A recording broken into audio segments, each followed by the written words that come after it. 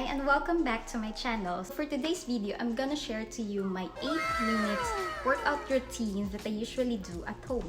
So if you're one of those people na sobrang busy or mga momshies na nahihirapan isingit at pag-exercise on their everyday life, this video is perfectly made for you. So if you want to try a quick and effective exercise you can do at home, just keep on watching.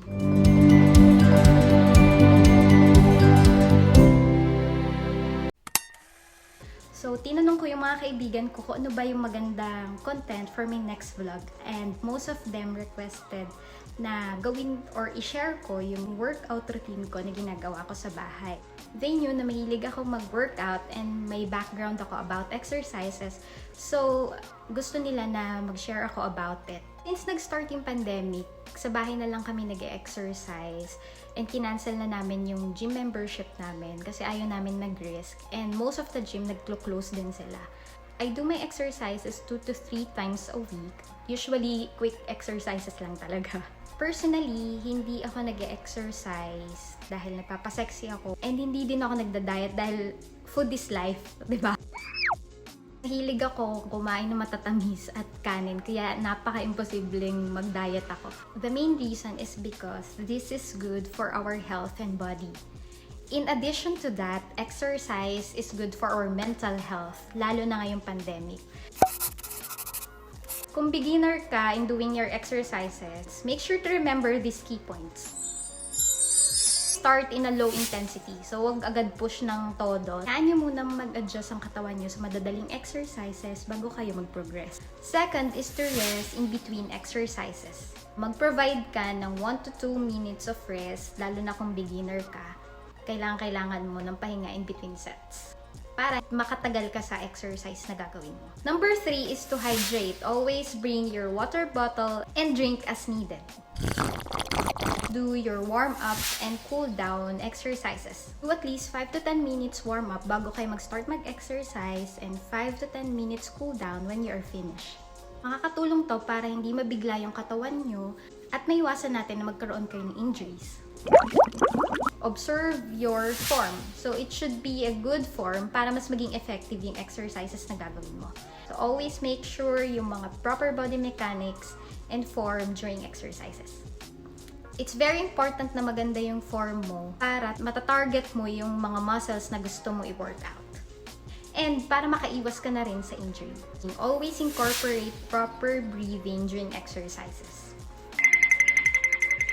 Please do not forget to do your stretching every after workout. Stretching exercises is very important para mabawasan yung risk na magkaroon kayo ng DOMS o yung delayed onset muscle soreness na usually lumalabas 24 to 48 hours after your workout. Lastly, listen to your body. If you feel any pain or discomfort during exercises, stop or take a break, or you can modify your exercises para ma-prevent natin na magkaroon kayo ng injuries.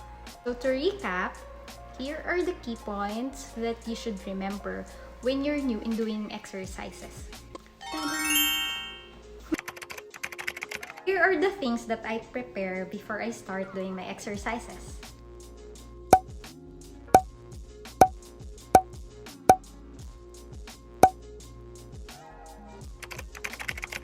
Yung exercise na gagawin natin is my favorite exercise, which is TABATA, which is a form of high-intensity interval training. So we will be doing each exercises for 20 seconds with 10 seconds rest within 4 minutes. So it's very quick but effective exercise. Since high-intensity training siya, I recommend na gawin yung exercises for 2 to 3 times a week. If you find these exercises very easy, you can always progress it to adding weights like dumbbells, ankle weights, resistance bands, or kettlebells. Challenge accepted. I think everything is set and ready. Let's start our exercises. My cousin. Okay.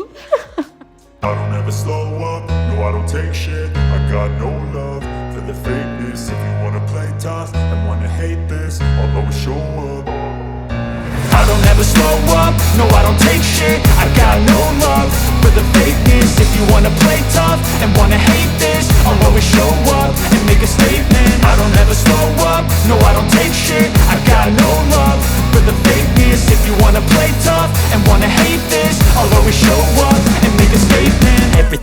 moves, so instinctive and so passionate. Every word I move, so descriptive like an adjective. I got a vendetta against people who patented being negative when you should be getting after it. I got facts over tracks, this and that. Spitting slow, spitting fast, I could roast, I could gas. Think I'm okay at last, but I don't know if that can erase all the past. And the pettiness, a reflection of the emptiness. Hilarious, you think you're worth my time, you're delirious. Mysterious, because you hide behind a fake exterior. Inferior, you know I'll always be a bit superior. Get off of me, this ain't no humble brag. I want you to hear words, you can say them back. I want you to feel free from the chains at last, and to believe in what you got, it was built to last, yeah. Now that I've been put through hell, I never got anyone's help. I had to do it all myself. I don't ever slow up, no I don't take shit. I got no love for the fakeness. If you wanna play tough and wanna hate this, I'll always show up and make a statement. I don't ever slow up, no I don't take shit. I got no love for the fakeness. If you wanna play tough and wanna hate this, I'll always show up and make a statement. Gonna learn the consequence of being incompetent. Mental health is confidence, dreams and some honestness. I'm not here to save the day, that's for you to take away. I could play a million mind games, but instead I say something not illogical, something that is topical. Rub it on and watch it go, make yourself unstoppable. Dreams are irresponsible, but they're always possible. If you just believe, you could be so remarkable. Thoughts.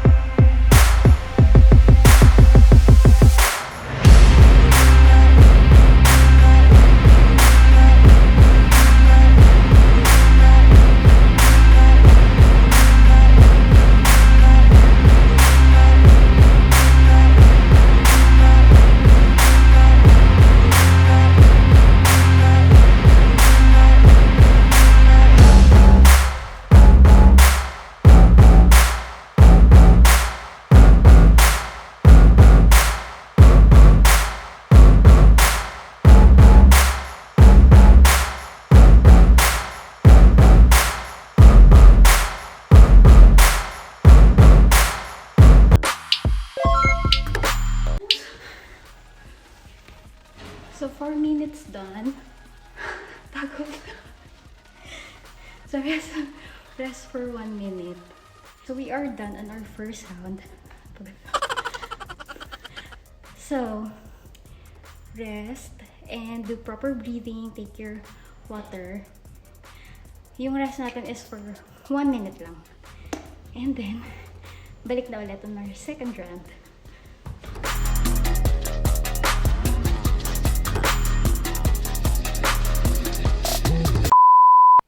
So if you like this top, I got this from Shein.